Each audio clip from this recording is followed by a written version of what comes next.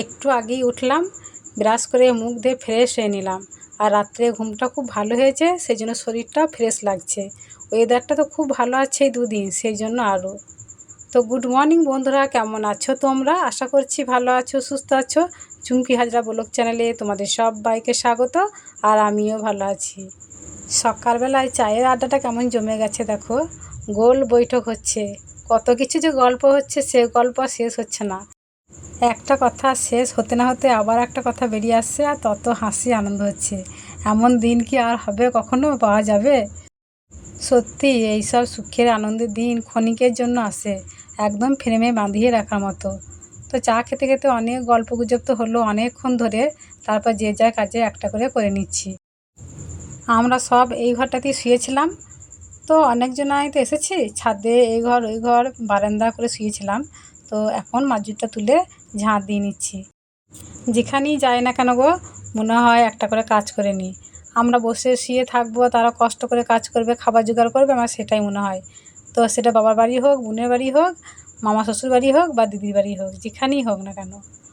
তো ঝাঁট দেওয়া হয়ে গেছে, আর এখন মুছে নিচ্ছি। আর সব ফ্যান চালিয়ে দিয়েছি, এ ঘর ও ঘর পিড়ে সব ফ্যান চালিয়ে দিয়েছি।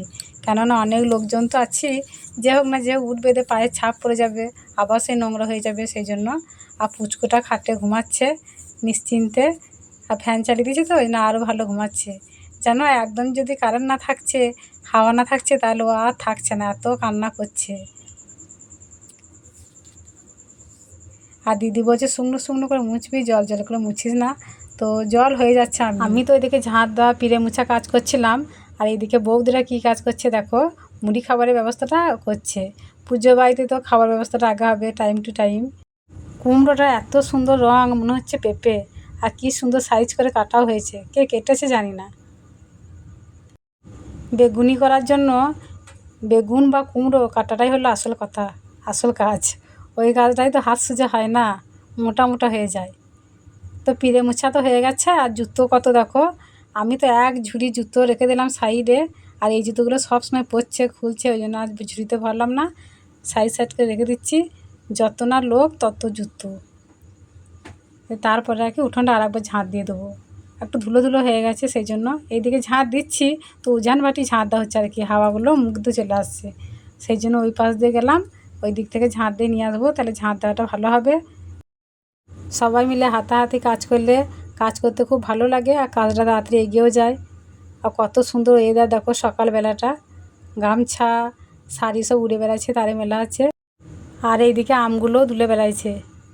এত সুন্দর পরিবেশটা ভালো লাগছে না, সকাল সকাল মনোরম পরিবেশ লাগছে। ঘরের ভেতরেই গাছপালা, ফলের গাছ, ছায়া, হাওয়া, তো খুব ভালো লাগছে আর কি পরিবেশটা সকাল সকাল।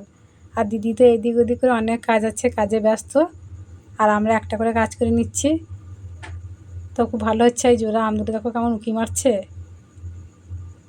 উঠোনটা ঝাঁট দেওয়া হয়ে গেল, এবার আমতলাটা একটু ঝাঁট দিয়ে দিচ্ছি।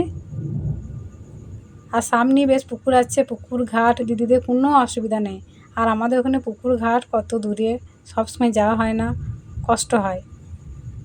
আর দিদি দেখো সামনেই, কোনো ব্যাপারই নেই। এবার কত গাছপালা, কত ছায়া, হাওয়া, আমাকে এইগুলো খুব ভালো লাগে।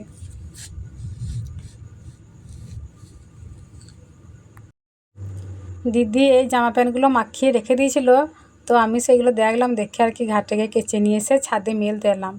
নিচে তারেতে মেলিনিকো, সবাই এত লোকজন রয়েছে বাড়ি ভর্তি, যে চোখে মুখে এসে ভিজেগুলো লাগবে, তো কীরকম লাগে, খারাপ লাগবে। তো সেই জন্য ছাদেই উঠে এলাম, আর ছাদে তো প্রচুর রোদ আছে। তো মেলে দিচ্ছি, আর ভাবছি যদি পড়ে যায় হাওয়াতে, তো সেই জন্য ছোটো ছোটো কাঠগুলো আছে, একটু করে ঠেসিয়ে দেবো। ইট নেই কো, আধখানা ইট হলে ভালো হতো, ইট নেই, ওই কাঠগুলোই ঠেসিয়ে দেবো।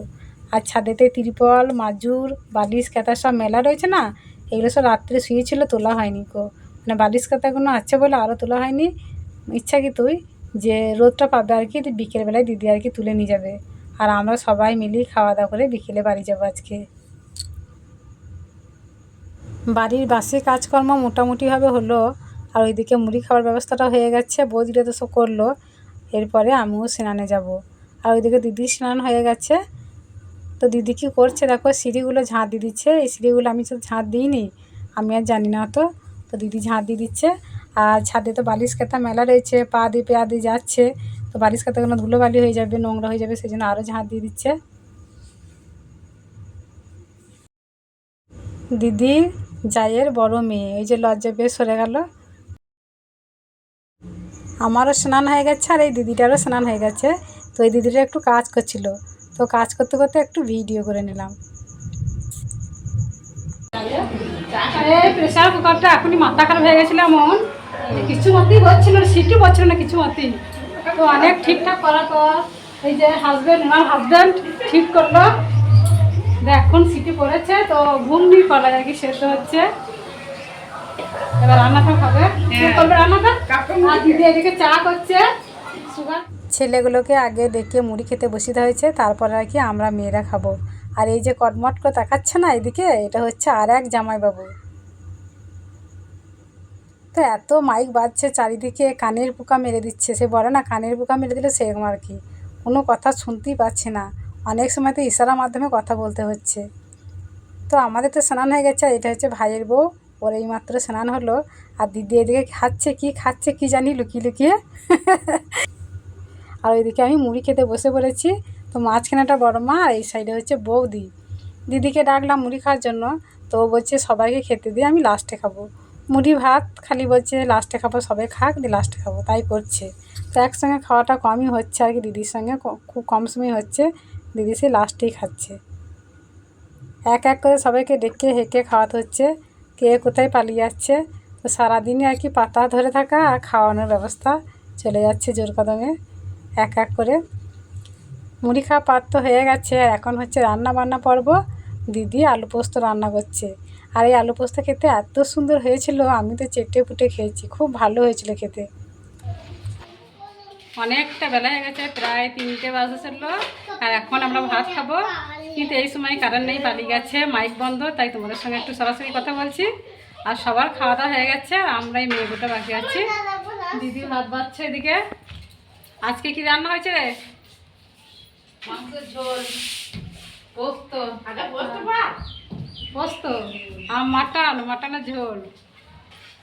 তো সব খাওয়া দাওয়া করে আমরা বাড়ি চলে যাব বিকেলবেলায়। আমাদের তো বাড়ি এখান থেকে কাছেই, তাই সেই 5টার সময় বেরোবো, রোদটা কমে যাবে তারপরে। চলো এখন আমরা ভাত খেয়ে নিই।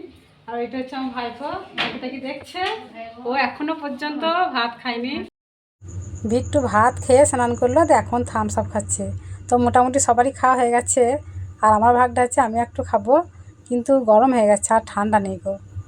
আর ভাত খাওয়া থামসে খেতে তো খুব ভালো লাগে। সবাই বাড়ি চললো ভাত খেয়ে দিয়ে, এখন 4:30 বাজে, সবাই বাড়ি চললো। আর বিট্টুর বাবাও চললো, ও সাইকেল নিয়ে এসেছে, আর সাইকেল নিয়ে চললো, আর আমি আর বিট্টু টোটোয় করে যাব। তো ওরা একটু আর কি বাজারে জিনিসপত্র কেনা আছে। আর এই যে দিদিটাও চলে গেল, সবাই বাড়ি চলে গেল। তো দিদিরও তো খুব মন খারাপ। এবার আমিও চললাম, আমি আর বিট্টু চললাম। তো এই 24 ঘন্টা যে কত আনন্দ করে কাটলো, সব বাড়ি থেকে মিস করব। আবার যে কবে এইসব দিন আসবে জানি না। খুশির মুহূর্ত, আনন্দের মুহূর্ত তো ক্ষণিকের জন্য বলো, ওই সব মুহূর্ত সারাক্ষণ থাকে না। এই যে আমি রেডি সেডি হয়ে গেছি, এবার বাড়ি বেরোচ্ছি। আর দিদির তো মন মেজাজ খুব খারাপ। আমি বাড়ি পৌঁছে গেছি, এবার 4টে আলু সেদ্ধ ভাত করবো গ্যাসেতে। তো আজকে ভিডিওটা এই পর্যন্তই, দেখা হচ্ছে আগামী পর্বে। সবাই সুস্থ থাকো, ভালো থাকো, টাটা।